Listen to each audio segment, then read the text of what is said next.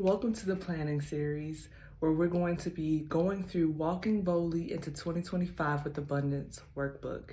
I'm so excited to share this journey with you. This workbook is designed to make planning simpler by breaking down your big goals into manageable and sustainable steps. It includes tools to help you stay aligned and focused throughout 2025. So in this session, I will walk you through the different sections of the workbook. And to make it easier, I've already pre-filled some examples to show you how to use it effectively. So don't mind if I'm looking down, I am working on my screen, which you will see in a minute. Okay, so before jumping into the workbook, we need to set the intention for the year.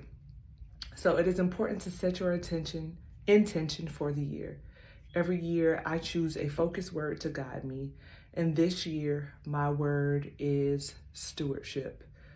Stewardship means, and I've pulled up the definition, it is the careful and responsible management of something entrusted to one's care.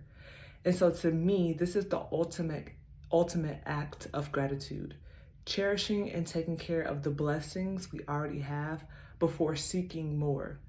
It's about appreciating where we are in life and honoring what we've been given. And so take a moment to reflect and to think about and choose your focus word or the phrase for yourself for 2025. And then let that be your guiding principle as you plan. And so with that being said, we're going to go ahead and get started. So on the first page of the workbook, you'll find a link to join our free online community of incredible women that are walking this journey with intention. And so this group is a space to connect, to encourage, and to grow together, called the Wives Tribe. It's hosted on Mighty Network. And so there is a link here for you to click on and go right to the community to join. So if you haven't already, do that. And then in addition to that, make sure that you're following our social media pages. Subscribe to the YouTube channel and share it with any other women you feel can grow in this tribe. And then follow us on Instagram at The Wives Tribe Official and on TikTok at The Wives Tribe for more information, inspiration, and content. So let's just dive in. And so we begin with gratitude because it unlocks abundance. So take time to write down the people, places, and experiences you're thankful for. And so with this practice sets the foundation for the vision that you'll create in the workbook. And so I'll share one that I wrote as in here for this planning session. So in the relational part, it starts with I am grateful for, and then I put in the love, support, and connection that I share with my family and friends. And so you just want to go through each one of these sections and fill in what you are grateful for. And so key factors in planning will focus on prioritizing what matters the most. And that's what we're going to call identifying our non-negotiables. So I don't know if you ever feel like you just never have enough time to get everything done. And what I've come to realize is that is absolutely true. We don't have enough time to do everything. And so when we're talking about the identifying your non-negotiable section, this is where we're going to make sure that the things that are most important to us, the things that you'll hear me refer to as either your non-negotiables, your priorities, or your glass balls, these are the things, the people that we cannot afford to neglect. So we're going to make sure that we are prioritizing these non-negotiables into our schedules first, and then let everything else in our life fit around them, because we want those to be our main focus as we are going through 2025. And so for me, that was, spending quality time with my husband. Monthly budgeting and weekly check-ins for myself is a non-negotiable for me this year, and my morning worship and gratitude journaling. So take time to write in your non-negotiables, things that you are going to focus on and prioritize in your schedule this year. Then as we move on to the next page, we're not talking about breaking down our goals. And so we'll take big goals and break them into actionable steps. So by dividing them into quarterly focuses, you'll create a clear path forward. And so these steps should either build towards healthy habits or help you reach specific milestones. So use this section to map out your action steps for the current quarter across all 5 categories. You're going to start in quarter 1, or whenever you get this workbook, you're going to start in that specific quarter. And so the key is to implement these steps consistently, whether that's daily or weekly, depending on how often they need to be inserted and implemented into your schedule.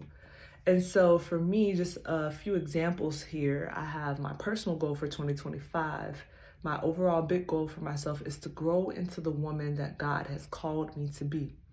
And so that looks like, for my quarter 1 focus, that looks like making sure that I am prioritizing self-care routines. I need to make them routines. And so in order to do that, I'm going to write down 5 things that's going to help me make sure that my self-care routines are implemented into my schedule. So that's going to be intentional me time.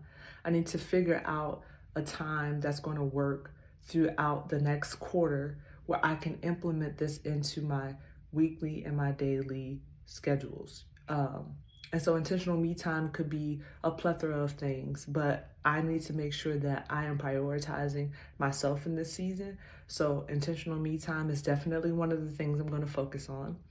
Another thing is going to be regularly scheduled maintenance appointments. I'm going to have to put them on recurring appointments because sometimes I get so busy and I'll look up and I haven't tended to my hair or my nails. And so, while feeling good internally is definitely the main focus, I also want to make sure I'm exuding that externally. And so that also means keeping up with certain maintenance appointments. Starting therapy is another thing that I'm going to be focusing on this season.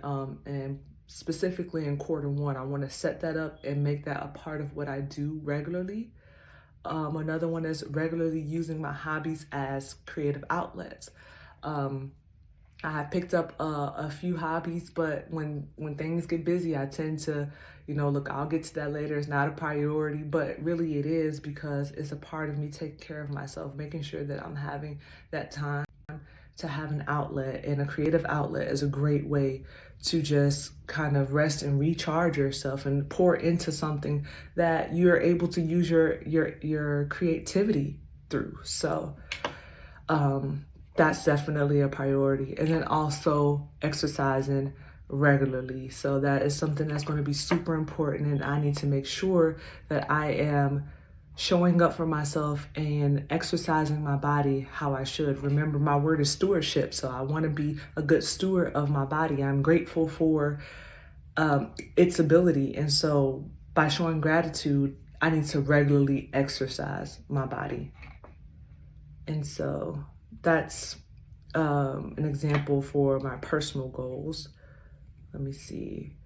And again, I have a professional section for you, relational section, financial setting here. I have another example, and I'll just go through this one quickly, but another focus is financial, and my quarter 1 focus is financial literacy. I really want to learn the best ways that I can manage my money, because before you can start wishing for more money, you need to make sure that you can. But when I'm saying you, I'm actually talking about myself.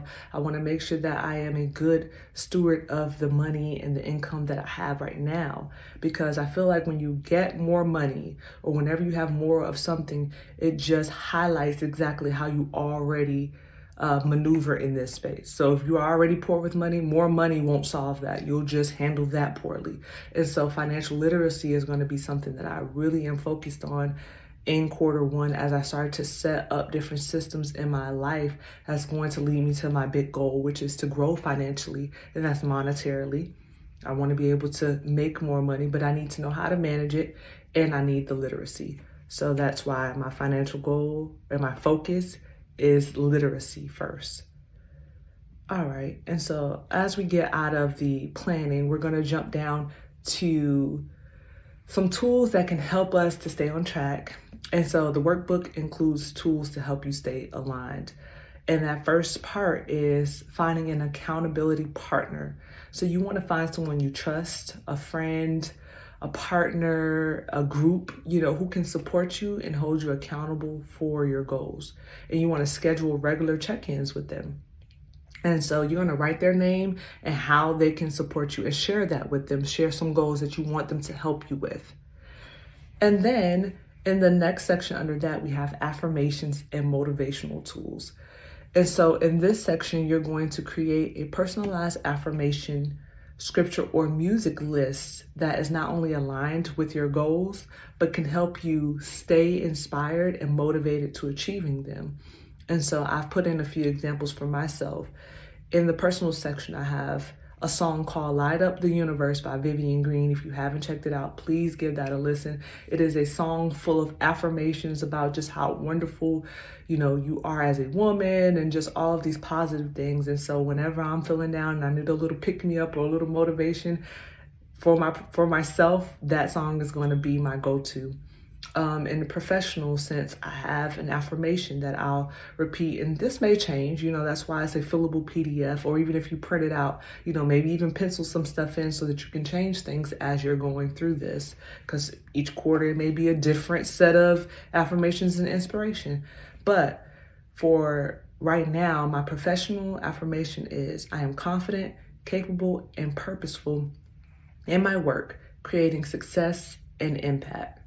And so I truly, truly want to embody that. So that is going to be an affirmation that I go to regularly to just help me stay aligned and stay the course when things are a little bit tough in the professional sense.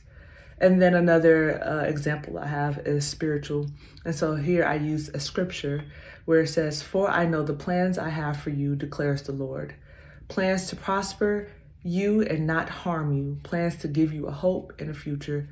Jeremiah 29, chapter 29, verse 11.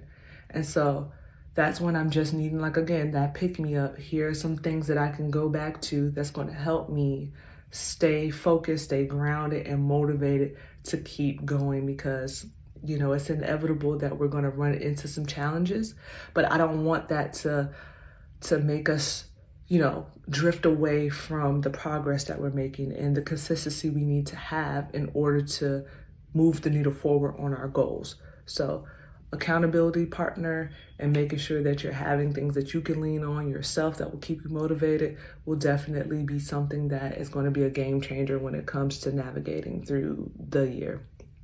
And so then finally, this is the vision statement. So in this section, you want to write a vision statement for 2025 that embodies who you want to be and what you want to accomplish. Let it reflect how you will show up and own your spaces this year. And I want you to place this somewhere that is visible, whether it's on your screensaver or in your office on a board. Place it somewhere visible to keep you focused and determined throughout the year. And so as an example here that I already have in the workbook, I'll share it here underneath. I wrote, in 2025, I will embody peace, confidence, and intentionality, nurturing my personal growth, fostering meaningful relationships, and showing up as my best self in every aspect of life with grace, purpose, and abundance. And so you want to have a closing statement that embodies everything that you are planning and working towards throughout the year. And again, make it super visible so that you are reminded of what you are working towards for this year. And so all in all, I really hope that this workbook helps you plan with intention and step boldly into 2025 with the mindset of abundance. And so let's make this year your most powerful and impactful one yet. Together we can do this. I hope that this is just giving you some fundamental things that you can use and start implementing into the way that you plan and strategize throughout the year.